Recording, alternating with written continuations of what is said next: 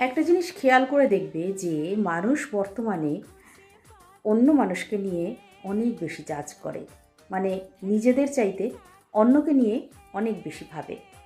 তো আমার কথা হচ্ছে, সমালোচনা আগেও হতো, সমালোচনা এখনও হচ্ছে, হবে।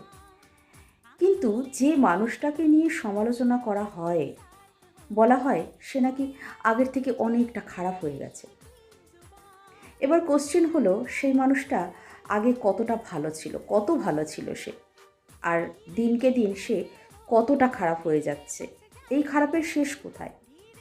কত খারাপ হবে সে, কত খারাপ হতে পারবে সে? সে কি সমাজে বাকি মানুষের সাথে থাকতে পারবে? কারণ অনেকদিন আগে থেকেই সে খারাপ হতে শুরু করেছে। বর্তমানে সে খারাপ, কিন্তু এখনও টিকে রয়েছে। তো যারা তাকে নিয়ে কথা বলে তারা বলে যে তারা নাকি আরও খারাপ হয়ে যাচ্ছে। তো এই খারাপের শেষটা কোথায়?